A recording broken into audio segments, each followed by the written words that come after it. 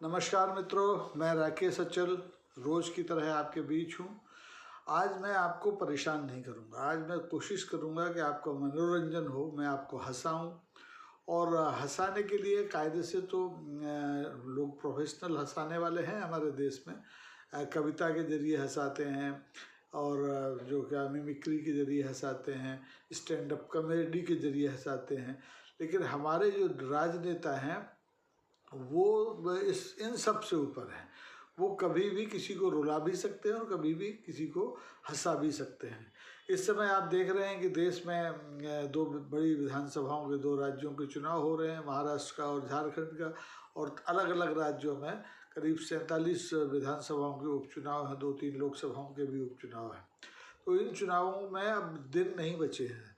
20 तारीख को चुनाव होना है और इसके बाद एक आध तिथि इधर उधर भी हो सकती है। लेकिन इन चुनावों के जैसे जैसे दिन नज़दीक आ रहे हैं, चुनाव प्रचार बंद होने से पहले लोग पूरी दक्षता के साथ लोगों को हंसा और रुला रहे हैं।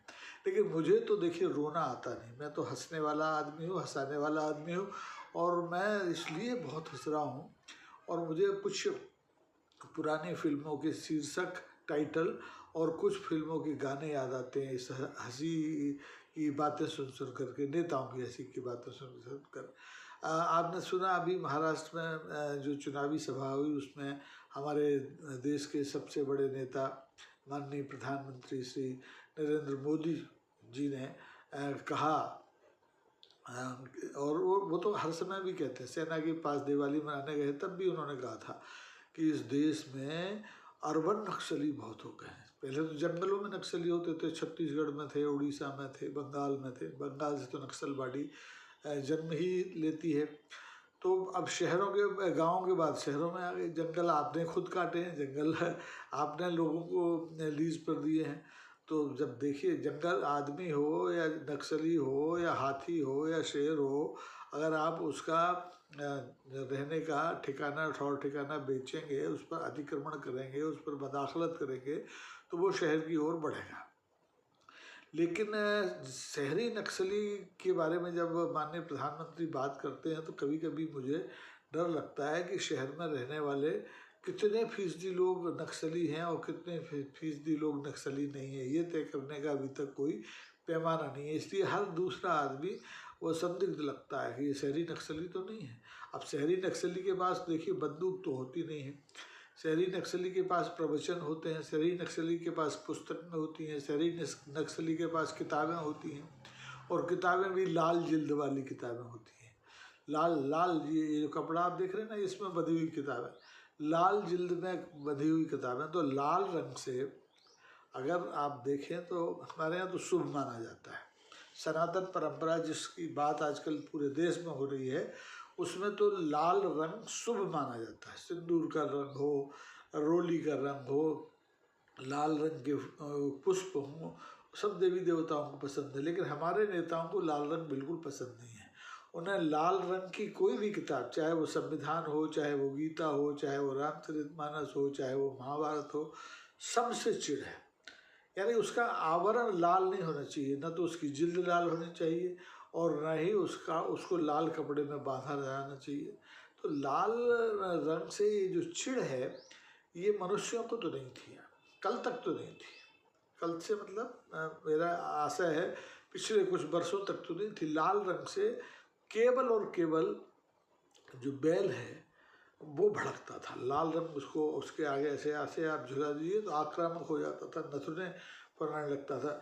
बैलों की आपने विदेशों में, खासतौर पर रोम में लड़ाइयाँ देखी होंगी। एक जो होता है खिलाड़ी, वो उसको लाल रंग का कपड़ा दिखा के भड़का देता है। तो ऐसे ही जैसे बैल भड़कता है लाल रंग का कपड़ा देख के, ऐसे ही आजकल हमारे कुछ राजनीतिक दलों के लोग लाल रंग का कपड़ा, लाल रंग की जिल्द, लाल रंग की किताब देख के भड़क जाते हैं। चाहे वो किताब नक्सलियों की हो या ना हो, चाहे वो गीता हो, चाहे वो महाभारत हो, चाहे वो संविधान हो। अब आजकल तो ये लाल रंग की किताब लेके सबसे ज़्यादा घूमने वाले अगर कोई आदमी हैं, कोई सज्जन हैं, कोई नेता हैं, कोई समाजसेवी हैं, तो वो कांग्रेस के लोग हैं। और ख़ास तौर पर लोकसभा में प्रतिपक्ष के जो नेता हैं, माननीय राहुल गांधी साहब, मैं तो देखो सबको माननीय कहता हूँ, चाहे वो मोदी जी हों, चाहे वो राहुल गांधी जी हों, चाहे देवा भाऊ हों, कोई भी हो, मेरे लिए सब माननीय हैं। क्योंकि मैं शहर में रहता हूँ और मुझे लगता है कि मैं शहरी नक्सली तो नहीं हूँ। मैं शहरी आदमी हूँ, लेकिन मेरी जो जड़ें हैं, मेरी जो गर्भनाल है वो गांव में है। तो मैं ना शहर का आदमी हूँ ना जंगल का आदमी हूँ, तो मैं नक्सली तो हो नहीं सकता। लेकिन मुश्किल ये है कि इस देश में जो जैसा है वैसा समझता है। एक फिल्म की शीर्षक था हम सब चोर हैं, एक फिल्म का शीर्षक था हम सब उस्ताद हैं, एक फिल्म का गीत था चोरों को सारे नज़र आते हैं चोर, कहिए कुछ और सुनते हैं और।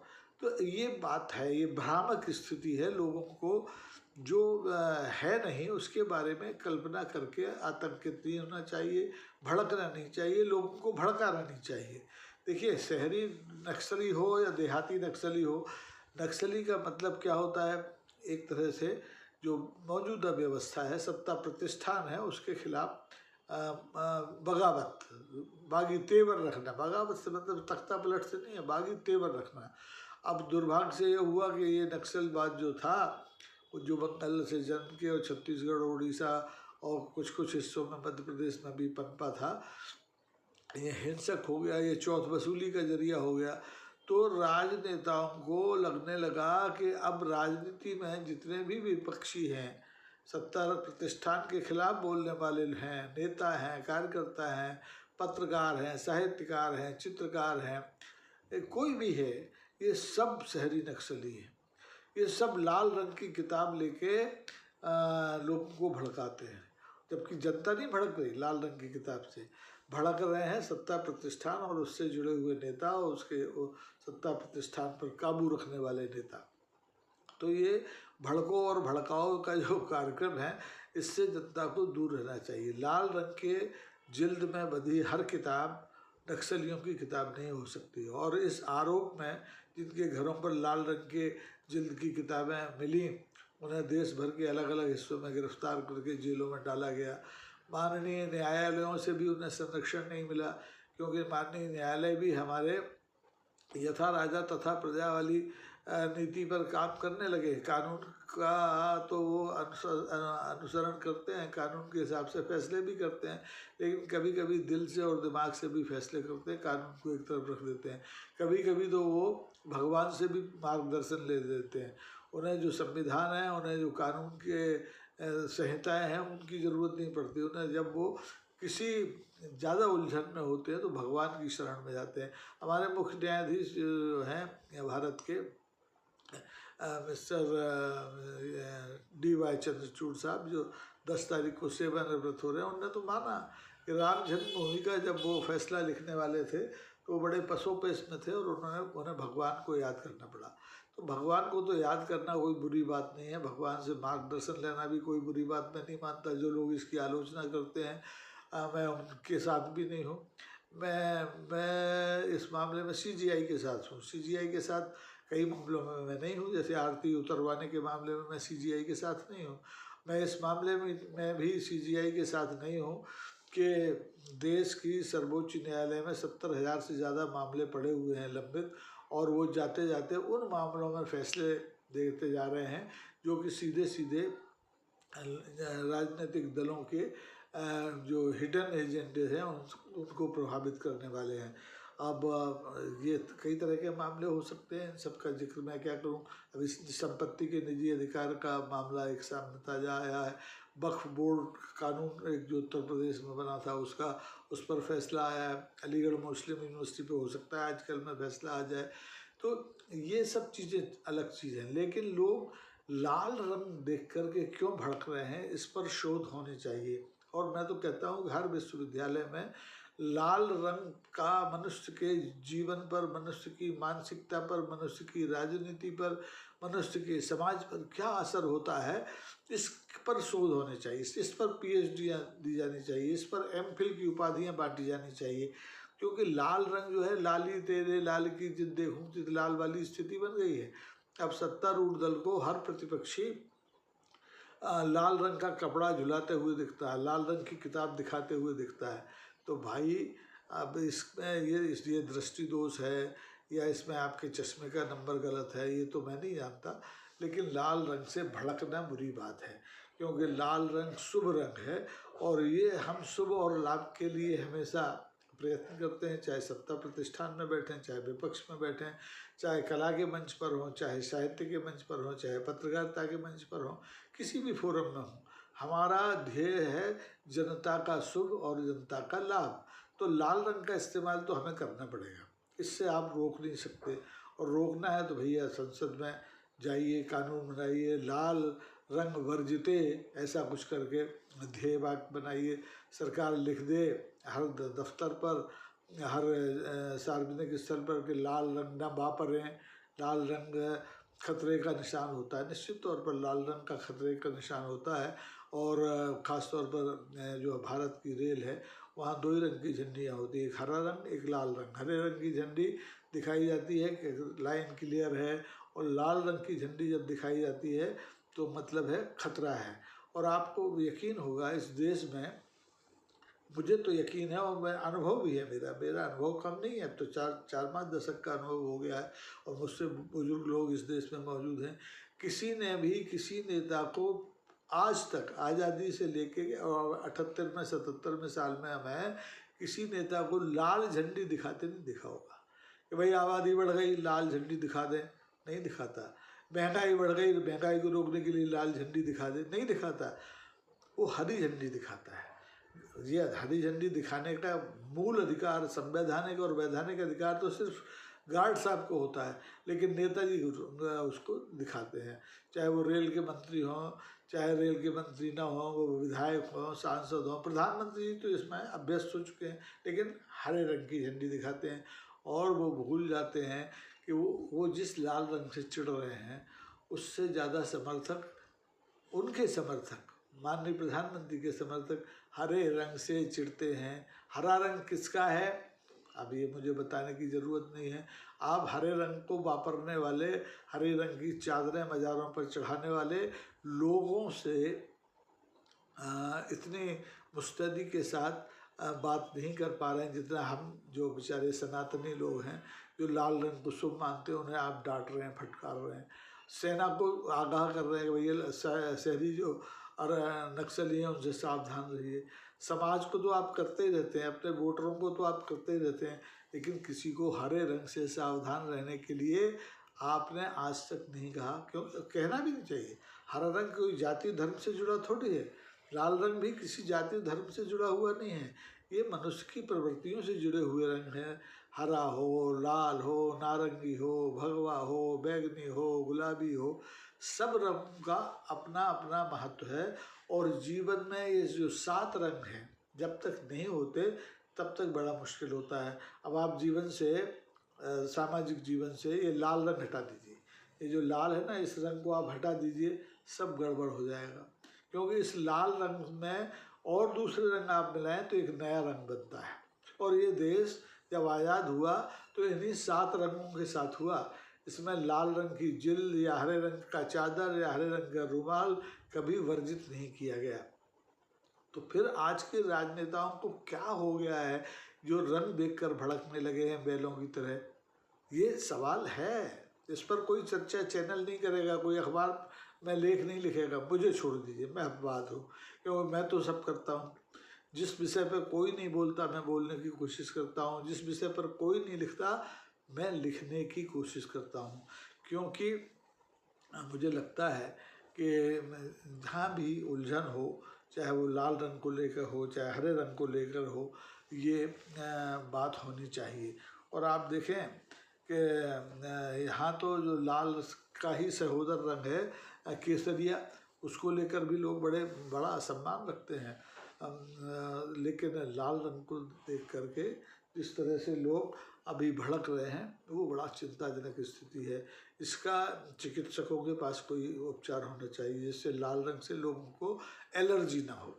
लाल रंग की किताब से, लाल रंग के झंडों से, लाल रंग के कपड़ों से जिन लोगों को एलर्जी है उनके लिए दवा होनी चाहिए। दवा के बिना मनुष्य बीमार हो जाता है। दवा से मतलब मेरा औषधि से है। वो चाहे आयुर्वेद की हो, चाहे होम्योपैथी की हो, चाहे एलोपैथी की हो, चाहे सोशलोपैथी की हो। सामाजिक रूप से भी कई दवाएं समाज में प्रचलित होती हैं जो बीमार को, जो अस्वस्थ मस्तिष्क को ठीक करती हैं। तो लाल रंग के को लेकर के ये बात मैंने इसलिए कही क्योंकि बार बार अभी महाराष्ट्र और झारखंड के चुनाव में लाल रंग को लेकर के बातें हो रही हैं, खासतौर पर सत्तारूढ़ दल की तरफ से हो रही हैं। और विपक्षी लोग भी हैं कि वो मान नहीं रहे, संविधान की किताब, लाल रंग की जिल्द की किताब लेकर के पूरे शहर शहर गांव गांव डोल रहे हैं, लोगों को जगा रहे हैं कि संविधान खतरे में है।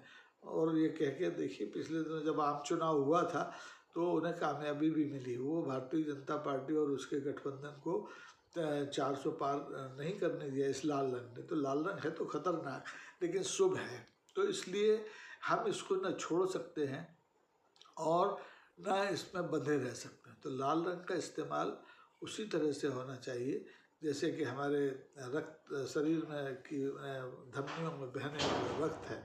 अब आप लाल रंग से चिढ़ेंगे और कहेंगे ये रक्त भी लाल है, इसको हटा दीजिए, तो बड़ा मुश्किल है। सफ़ेद रक्त तो किसी मतलब का होता नहीं, बीमारी का परिचायक होता है। और रक्त पानी भी नहीं होता, जिसका रक्त पानी हो गया वो समझिए मरा हुआ, मृत प्राय है। तो ऐसे में अब आप लोगों को तय करना है ये लाल रंग हमारे पास रहे या इसे प्रतिबंधित कर दिया जाए, या इसका देश निकाला इस लाल रंग को दे दिया जाए, क्या किया जाए, ये आपको सोचना है। और या फिर कोई ऐसा अभियान चलाया जाए जैसे CAA चल रहा है घुसपैठियों की पहचान के लिए, तो ऐसा शहरी नक्सलियों की पहचान के लिए भी कोई कानून, कोई विधेयक 25 तारीख से लोकसभा शुरू हो रही है, उसमें पेश किया जाए कि भाई शहरी जो नक्सली हैं उनको खदेड़ दिया जाएगा, वापस जंगल में जाओ। जंगल से शहर में आए थे, अब शहर से जंगल में जाओ, जंगल बचे नहीं हैं। जंगल में स्थिति है कि ना हाथी सुरक्षित है, ना बाघ सुरक्षित है। मध्य प्रदेश में बांधवगढ़ का जो राष्ट्रीय अभयारण्य है, 10 हाथी ऐसे मर गए जैसे कोई चिड़िया मर जाती है, पटाख, पता ही नहीं चला किसने मार दिया। बाघ तो 90 से ज़्यादा मर चुके हैं, लेकिन कहीं कोई जिक्र नहीं होता, क्योंकि हाथी हो, बाघ हो, ये हमारी साझा वो जो सह अस्तित्व की का सिद्धांत है उसके और पारिस्थितिकी के लिए बहुत ज़रूरी है, लेकिन इनकी चिंता नहीं होती। क्यों नहीं होती? क्योंकि आदमी की चिंता नहीं हो रही है। आदमी कीड़ों मकोड़ों की तरह मर रहा है, कभी गरीबी से, कभी दवाओं के अभाव से, कभी भूख से, लेकिन सबको पड़ी है लाल रंग की, सबको पड़ी है शहरी और जंगली नक्सलियों की। तो इस बीमारी से मुक्ति का साझा अभियान, राष्ट्रीय अभियान चलाने की ज़रूरत है। और मैं तो कहता हूँ कि अभी जितने राजनीतिक दल हैं, इन्होंने जो अपने चुनाव घोषणा पत्र जारी किए हैं या संकल्प पत्र जारी किए हैं, उसमें भी इस दोनों चीज़ों का, लाल रंग का और शहरी और जंगली नक्सलियों का जिक्र होना चाहिए था। या ये अब आप जो घोषणा पत्र लेते हैं ना, तमाम आय प्रमाण पत्र बनवाना हो, चाहे आधार बनवाना हो, उसमें ये एक कॉलम बढ़ा दीजिए ना भाई, सरकार है, आप समर्थ को नहीं दोष घुसाएं कि उसमें ये डिक्लेयर करे हर आदमी कि वो शहरी नक्सली नहीं है, या वो जंगली नक्सली नहीं है, या वो लाल रंग को वापरता नहीं, उसका इस्तेमाल नहीं करता है। तो ये सब चीज़ें हैं जो समाज में इस समय चल रही हैं, और ये हमारी परिपक्वता की बजाय हमारे अपरिपक्व होने की के चिन्ह हैं। और इन चिन्हों को वैसे ही समाप्त किया जाना चाहिए जैसे हम अंग्रेज़ों के ज़माने के शहरों को, मुग़लों के ज़माने के स्टेशनों को बदलने में लगे हुए हैं। अब कितना हम बदल पाएंगे ये कहना बड़ा मुश्किल है। और ये लाल रंग कब मुझे छोड़ेगा, ये गाना, इस तरह का जो गाना है हमारे समाज में लिखा जा चुका है। आप भी इस गाने को गुनगुनाइए, लाल रंग के मज़े लीजिए। लाल रंग देखकर भड़किए मत, लाल रंग शुभ और लाभ का रंग है। तो आज इतनी ही बात करके मैं विदा लेना चाहूँगा, लेकिन फिर से हाथ जोड़ के निवेदन करना चाहता हूँ कि आप मेरे इस छोटे से आराम प्रयास को लाइक करें, ज़्यादा से ज़्यादा लोगों तक पहुँचाएं, शेयर करें, अपने ग्रुपों में बांटें। उसमें पैसा नहीं लगता, बस टिक टिक टिक टिक करना होता है। और थोड़ा सा सब्सक्राइब भी कर लें, इससे थोड़ी अगर हमारा परिवार बढ़ेगा, हमारे समान विचार वाले हों इसमें और या असहमत वाले मित्र हों, सब रहें, तो इसका थोड़ा सा आभा मंडल बढ़ेगा। तो हो सकता है कुछ मुद्रा ये मेटा और फेसबुक वाले देने लग जाएं। तो ठीक है, मिलते हैं, धन्यवाद, नमस्कार।